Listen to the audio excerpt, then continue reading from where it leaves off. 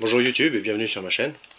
Alors, ayant travaillé un petit peu plus de 2 ans et demi au SAMU, je vais commencer une série de vidéos sur certaines techniques d'urgence du paramédical, euh, de des traitements médicamenteux, des soins médicamenteux légers. Alors, je suis pas du tout médecin, hein, loin de là, mais bon, j'ai travaillé 2 ans et demi comme ambulancier secouriste au SMUR. Donc je vais me permettre de commencer en fait une petite série, une très courte série en fait de vidéos pour expliquer deux, trois petites choses qui me semblent intéressantes. Donc là aujourd'hui on va commencer la suture. Alors la suture, il y a très principalement il y a trois types de sutures. Donc deux sutures sans fil, une à fil. Alors la première suture, donc ça va être les pansements sutures.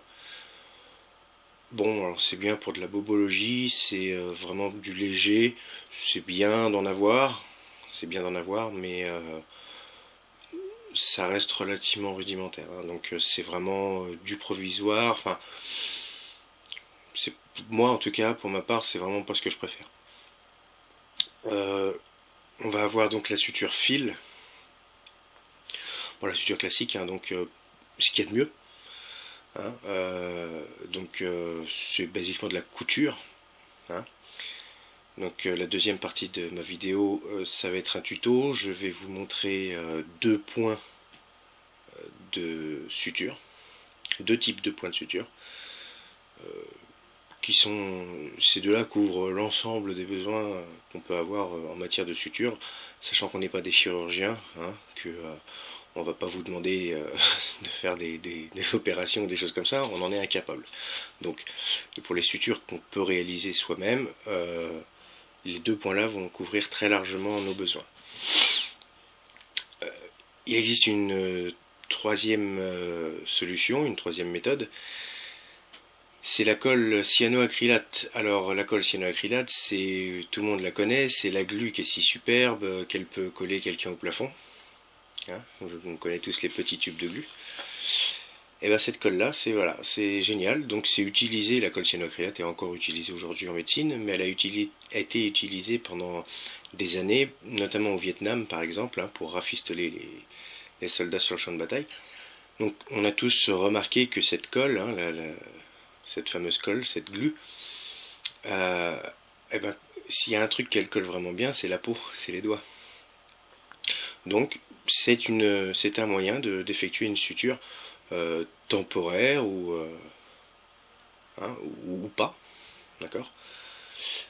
Donc ça part à l'eau chaude, hein, ça on le sait, ça part relativement bien sur la peau, mais par contre ça tient. Donc c'est une super colle en fait, et c'est un moyen de suture pour moi provisoire, et je vais m'expliquer là-dessus, qui est complémentaire à la suture fil. Les sutures en fait en pansement, moi je ne les utilise pas parce que j'aime pas trop. Donc tout d'abord on va parler un petit peu du matériel. Le matériel nécessaire pour la suture cyanoacrylate, c'est un simple tube de glu. Voilà, c'est réglé.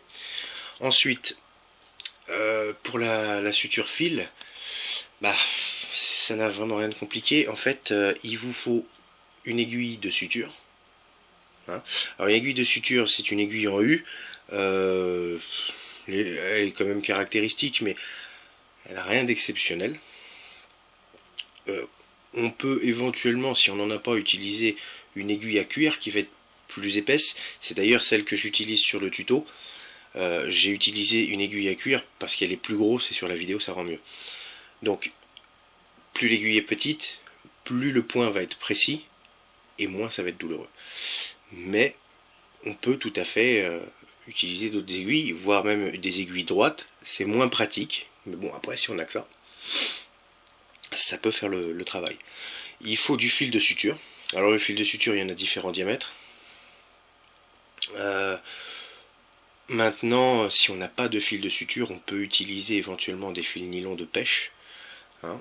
Il suffit les désinfecter avec un désinfectant qui soit pas agressif, comme de la chlorhexidine, dioseptine ou autre. Voilà, il vous faut des gants. Alors les gants, ça c'est impératif, puisque il faut, il vaut mieux éviter pour vous un AES, hein, et pour le patient, hein, à traiter, éviter une contamination. Hein. Donc c'est donnant-donnant, autant pour vous que pour le patient à traiter, enfin la personne à soigner. Éviter d'aggraver. Hein.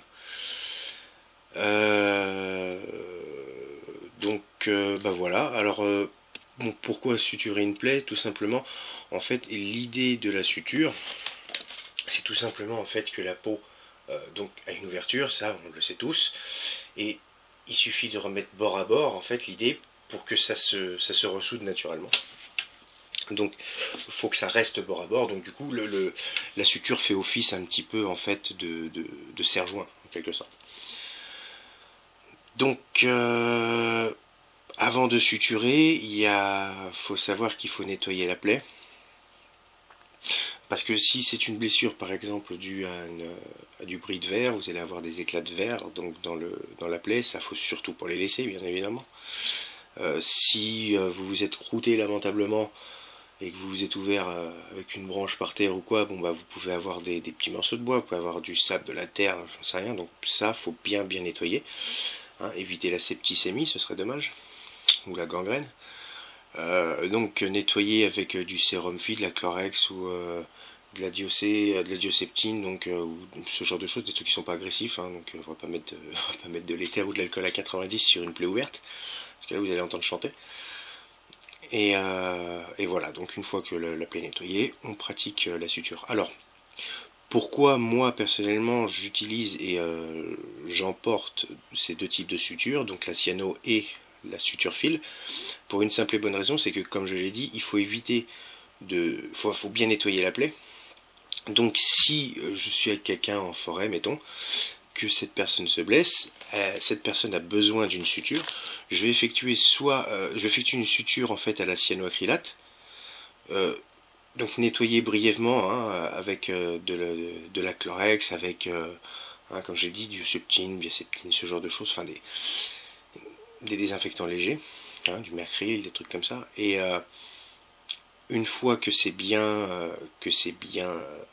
nettoyé en fait, enfin brièvement, on nettoiera mieux après, hein, pour l'instant on est dans l'urgence, donc on nettoie, on sèche un petit peu la peau avec un tissu sec, et moi j'applique cette colle cyanoacrylate, ce qui va permettre de ressouder temporairement, donc la suture est faite, d'accord, avec ça, la suture est faite.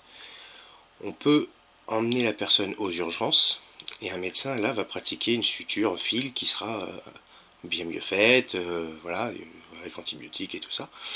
Maintenant, si on est, admettons hein, qu'on n'a vraiment pas le choix, raison X ou Y, et qu'on est obligé de pratiquer nous-mêmes cette suture parce qu'il n'y a pas d'urgence, et ben tout simplement en fait la suture fil, moi personnellement je préfère la faire de façon posée, au calme, dans un environnement que j'ai un minimum aseptisé, on va dire, hein. Donc dans un environnement que j'ai un minimum assaini, le faire de façon posée pour faire du travail correct et de pouvoir nettoyer la plaie correctement, de prendre mon temps, du coup le travail sera mieux fait. Il y aura moins de chances d'oublier des petites saloperies dans la plaie et que ça s'affecte par la suite. Et il y aura donc le travail sera mieux fait, et en plus de ça je pourrais prendre mon temps, ce qui veut dire c'est que je ferai moins mal aussi à la personne, et c'est moins choquant on va dire, parce que là c'est un soin qui est apporté après soin en fait, si on veut, après urgence, hein. Donc d'abord la colle cyanoacrylate qui est pas traumatisante du tout puisque ça fait pas mal, rien du tout, et la suture qui elle est faite après, et donc elle est faite après coup, après choc, hein, donc la personne a eu le temps de faire retomber l'adrénaline, Donc de se poser également, et puis de voir que elle n'est pas morte, et que donc voilà, une fois la pression retombée, la personne bougera moins, vous pourrez prendre votre temps, et il faut savoir que pour ce genre de choses, sur des soins qui sont quand même moyens là, on est quand même sur du soin moyen, c'est pas un petit pansement, il vaut mieux prendre son temps et faire du travail correct. Donc voilà, je pense que la suture, étant donné que ça demande relativement peu de connaissances, qu'on peut s'entraîner,